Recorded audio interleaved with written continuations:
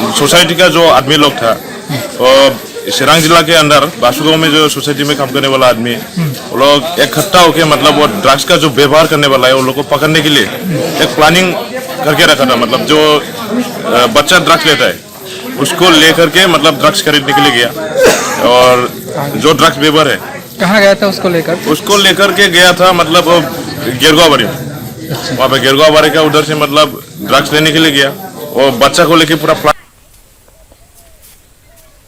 Hello guys जोंनि बर' हारिनि आदै मादै आदा बाजैनि फंबाय बिनानावमोन आरो लोगोसे जोंनि बर' हारिनि आंगो लोगोफोर आंनि नाम प्रकाश नार्जारी नोंथांमोना नायदों बियाम सोदाब चेनेल। स' गाइस आं बेखौबो बुंनो सानो जोंनि बर' हारिनि गेदेर गेदेर गोरों गोरा फरायना थानाय सुबुंफोर आरो लोगोसे गोबां आफादनि बिबानाव थानानै खामानि मावथि आंनि लोगोफोर बा आंनि गेदेर सिनियर आरो बा आंनि उन्दैफोर स' नोंथांमोना जाय खामानिखौ लानानै बिबानखौ लानानै सालायगासिनो दं बे खामानिखौ मावनानै बर' हारिनि जौगाथायखौ एसे एनै बारायहोदों आं बेखौ आं सानो आरो बेखौनो आं बुंनो सानो दानि बावै मोनसे आं भिडिअ सिगाङाव होदोंमोन। स' बे भिडिअखौ नायोब्ला जों गोबां साननो गोनां जों माने आं बुंनोसै आं उन्दैनिफ्रायनो नुबोबाय कि मोनसे फिल्म बिदिनो आरो गुबुन मोनसे फिल्म बिदिनो नायबो आं नुबोबाय कि ड्राग्सनि फालांगि खालामनाय बा गेदेर गेदेर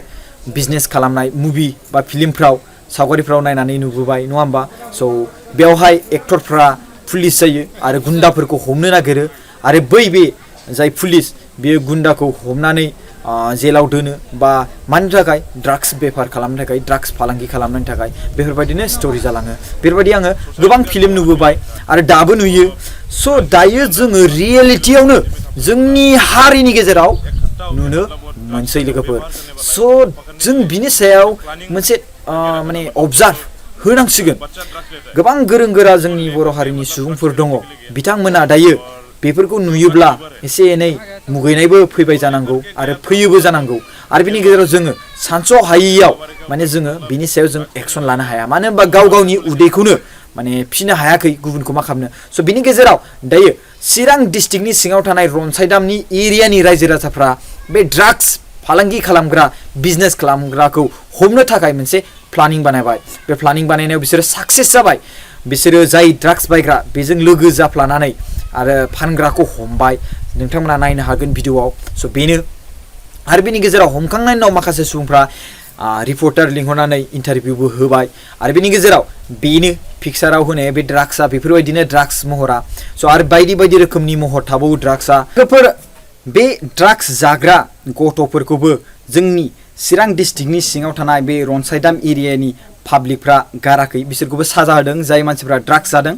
आरो बिसोरखौ लानानै रनसाइदाम सेन्टार जाय रनसाइदामनि सेन्टार बेयाव बिसोरखौ हान्थु खरायहोदों आरो बिनि गेजेराव बिथांमोनखौ खानाय सिनख्लिब होनानै होजोबदों। स' बेनो बिसोरनि सासन आरो बिनि गेजेराव बै ड्राग्स फालांगिरि खालामग्रा सुबुंखौ पुलिसनो गथायनानै होदों लोगो। स' गोदोहाय जोङो बा दायो जोङो फिल्माव जाय नुयो बेफोर दायो जोंनि बर' हारिनि रियेलिटियाव फैनो हमबाय। स' नोंथाङा मावनो हागौ गेदेर गेदेर साख्रि नङा होमबा आरो मास्टार साख्रि लाय बा गेदेर गेदेर बिबानाव बेंकनिनो मेनेजार बा अफिसार बबा क्लार्कआनो जा नङा होमबा आरो सोरबा नों आर्मियानो जा नङा होमबा। स' बैफोर फैसाखौ नोंनि फिसालाफोरनो एसेबां जे लुफावना होनांगौ बे नङा कि बे लुफावनायनि उनाव मेथाइ जाखांनानै आग्लायनानै मा खालामगोन मा मागोन डाइरेक्टलि ड्राग्स बायनो थांनाय मिथिबायना।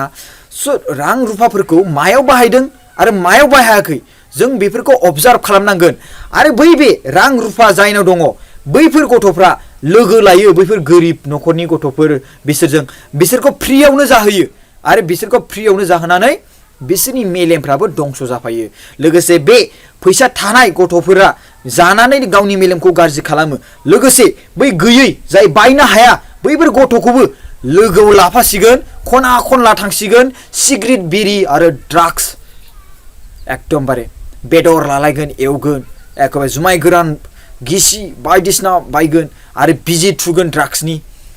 स' बेफोर जाय बेराम जाय बैफोर हुदा जोंनि बर' हारिनि गथ'फोरनि गेजेराव माने सौग्रावफैबाय माने नैबेयाव नांफैबाय बिखायाव मिथिबायना बे खर' मेलेमखौ फोजोबनानै होनायनि लामा खालामजोब्बाय बे ड्राग्सआ बेखौ जों फोजोबनो थाखाय जों खौसेथि जानानै जों खामानिखौ मावनांगोन जेरै चिरां डिस्ट्रिक्टनि सिङाव थानाय बासुगावनि खाथि बा रनसाइदाम एरिया बा रनसाइदामा मोनसे पोस्ट अफिस मिथिबायना स' बेयाव जाय जाथाय खालामदों माने जाय रायजो राजाफ्रा प्लानिं खालामनानै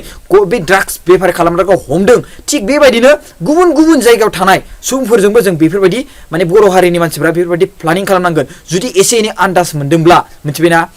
बैफोर गथ'फ्रा जाय मानसिफ्रा ड्राग्स लादों बिराद गोहो माने साननायफ्रा बोलोआथ' गैखाया बाट अख्रा बिराद अख्रा माने नोंखौ आं ओरैबायदि खालामगोन आं नों आंखौ धमखि होदोंना ओरैबायदि जागोन माने गिया बियो गावनि बिमा बिफाखौनो गिबावा आरो गुबुनखौथ' मा मिथिबायना गावनि बिमा बिफाखौनो गिया आरो गुबुनखौथ' मा फरायनाय लिरनायावथ' गैखाला जाखाला आरो गोसथोनाय मोजां मोनलायनाय गार्लफ्रेन्ड बयफ्रेन्ड बास बेनोसै बाइक मोनदों बिमा बिफाया होदों थावखौबो सोदों बिमा बिफानि सेलारिया हाबदों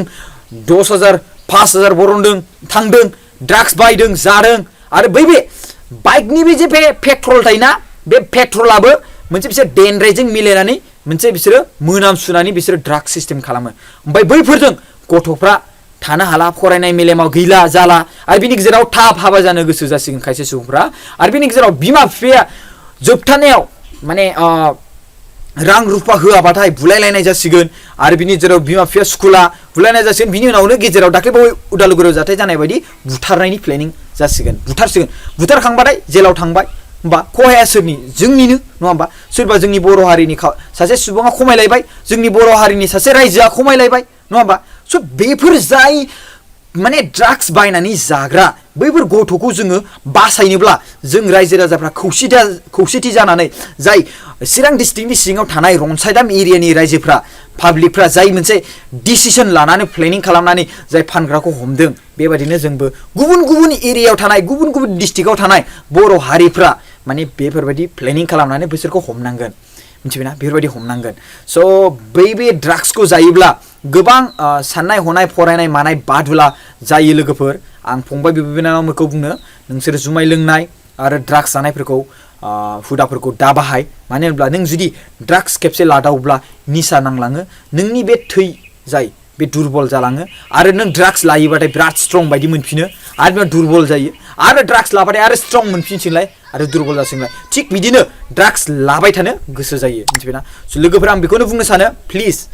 ड्राग्स लानो नाङा आरो बिमा बिफानि थाखा मोनदोंब्ला जुदि इसिबां बिमा बिफानाव रां रुफा गोबां दङब्ला प्लिज बे फैसाखौ लानानै गोरिब न'खराव 100आनो जा 200आनो जा डनेसन हो बिसोरनि गथ'फ्रा फरायनायावथ' एसे एनै स्लर बायदिसिना पेन्सिल बायदिसिना बायनो बा कलम बायदिसिना बायनोथ' मोनगोन ना स' प्लिज एसे समाजारि खामानि ससियेलनिबो खामानि मावनो नाजादो थेंक इउ स' माच लोगोफोर खुलुमबाय